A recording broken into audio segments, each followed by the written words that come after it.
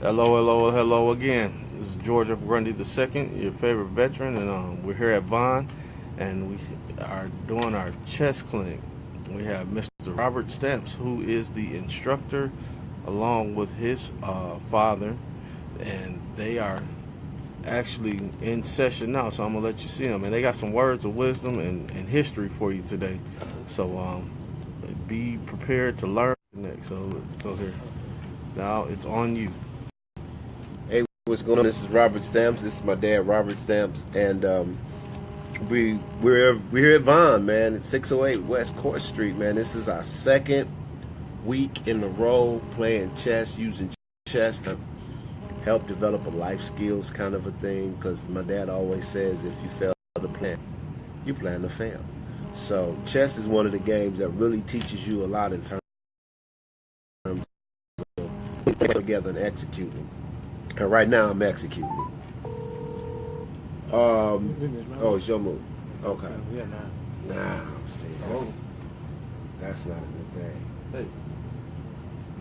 Okay, so we put some pressure on It is. him right there. Put some pressure on him right there. But one of the things that my dad had talked about before we started our session was he had a T-shirt, and on his T-shirt he was talking about all of the businesses in Detroit back in the days, and so he was sharing that information with us. And so I'm going to interview him, and we're going to talk about some of the things that he talked about those shirts represented after I finished killing him playing chess.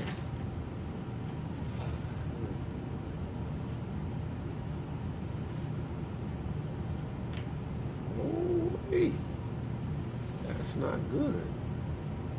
That is not good. Why are you trying to steal stuff from me, man? That ain't cool. Let's see. Trying to steal stuff from your son. Your son's a nice guy too. No, that's a couple already. Wonder why you do that. I got time to get this now. You sure do. You got that for free, didn't you?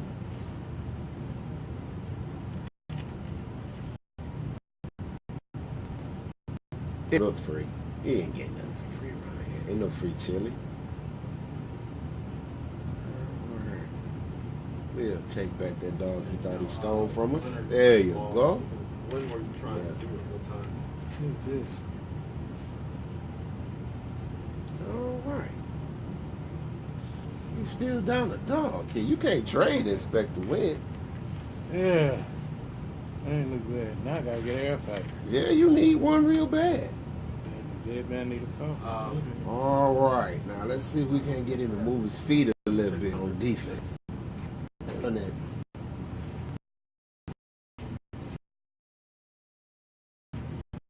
Hard trap.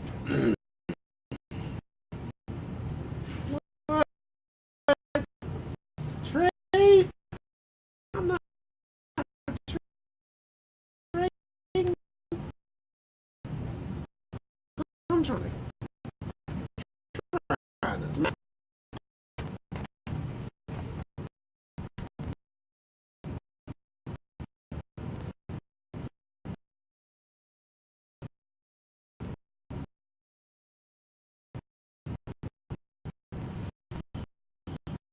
Check.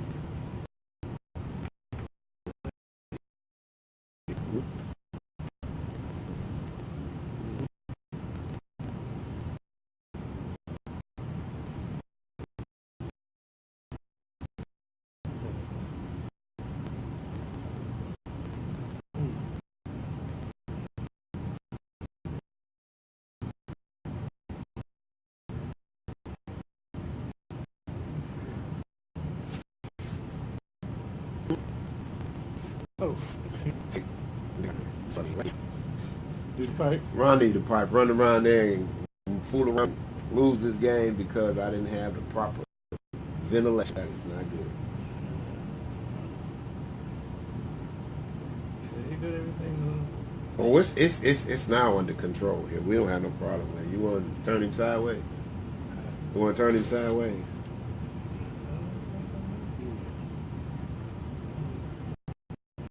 That's a good move. That's a really good move. That saved you a little bit of grief there.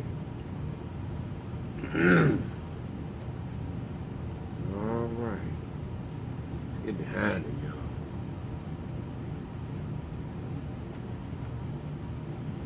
Whoever said he was hard to get along with just don't know the man. Now we get behind him, y'all. Ooh-wee.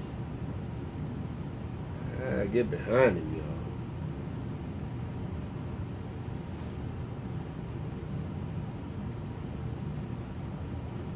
That's a pretty good one there. All right.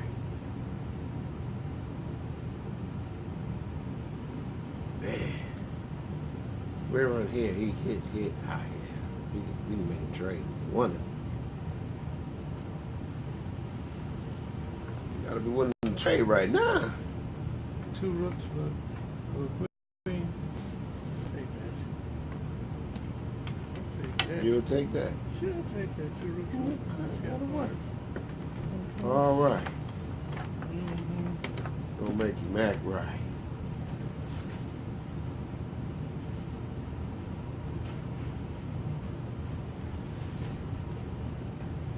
Ooh-wee. He over here like this, y'all. He trying to creep up behind me.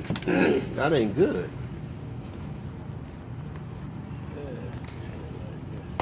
There you go. You want that pawn? I'm gonna let you have that pawn.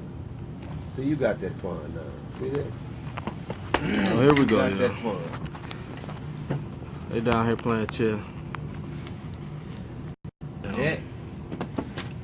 Ooh-wee. He got that Chess pawn. game is really good. So if you think you can play chess, if you're interested in chess, this is a true clinic going on here. And I tell you, you're gonna learn something if you come here and do it. But also, they're gonna be speaking on some history. It's more Detroit history, because they stayed in Detroit for a while. So I don't know. I haven't been on live in a little bit. It's been a little bit that I've actually done something myself. A couple weeks probably. But yeah. Let me get back to this game. I got stuff I want to say, but I'm holding up. Check. We need to come get him right now.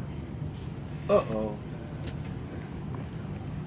Well, this game ain't looking good for him either. This 1, 2, 3, 4 in a row. Oh, no, I need this. You all right with me taking that one from you?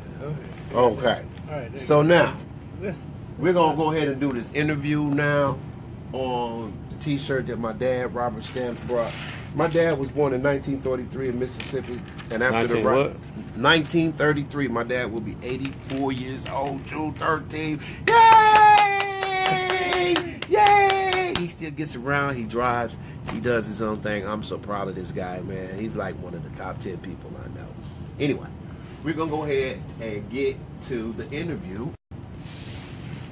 Because my dad brought a t-shirt in, man, and I'm going to show you all the t-shirt. And this is all of the black businesses that used to be back in Detroit in the 40s and the 50s. In fact, there was a street called Hastings Street that they built I-75 right through the city of Detroit. And in Hastings Street, there were a lot of black businesses, and they uprooted those businesses to put I-75 in Detroit. I always knew that story because we stayed on a street called Mayberry. I-75 businesses, but we're going to turn it over to my dad, and Mr. Robert Stamps is going to start to explain to you some of the businesses and churches and things that was going on in the 30s, 40s, and 50s. Mr. Stamps, take it away. I came to Detroit in 1943, in December of 1943. They had the riot early in the summer of 43, and it was still was a lot of tension there. So what happened is, in those days, the black people were concentrated in the area they called it Black Bottom, okay? And these are the streets that were here in Black Bottom. And right here, in the streets, and on the back of the streets in the school, you see, I got this at Miller's annual meeting. We have a meeting once a year, and the second Sunday in August. And I was down there, and I just at this thing here, and it was very interesting because I lived through a lot of the history of these things, and I knew a lot about the thing that they were talking about. Now, right here on the back, you got your Madison, you got Madison, Antietam, J, and all these streets here, but the one that's not here is seemed to me like the most important because it was Hastings Street, and Hastings Street was the one that they took Hastings Street out to make I-75. If they had gone one block east or one block west, then the business would have thrived because being close to a freeway, but they didn't. At that time, there was no black power, we'll say, down there. They didn't have anything. And in fact, at that time, I was living in California. Now here, these are some of the schools here. There's Duffield, Barstow, Capron. Capron was a special school for boys who had trouble getting along with other people, okay? And this is Miller, my high school. If you remember the movie called Cooley High, they had this little place across the street from Cooley High where the kids came and they bought their little cokes and pops and they danced and they did those kind of things. And that's what Miller was. That's what this place on the other side called Jack and Joe's. I'll get to that later on. But I just wanted to show you some of the street that was in Black Bottom. And the reason they called it Black Bottom because there was a concentration of black people. We didn't live all over the city. We just lived in a certain area, and that's what it was. Okay? Now, some of the street. Okay. What I want you to talk about, Dad, and you've always shared this story with me about your experience with the Negro Leagues and how the guy threw the ball behind his back. But talk about some of the great Negro League stars that you got a chance to see growing up.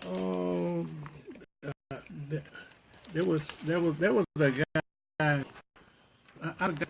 My memory is not as good as it was. That's okay. But Just share what you remember, sir. Share what you remember. There was a guy, I think it was the Indianapolis Clowns, who could stand on first base and throw the ball behind his back to second, the third, and the short. Okay, I remember that.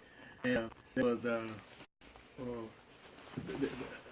I would consider about the greatest pitcher of all time was Satchel Paige. I never saw him play, but I heard about him.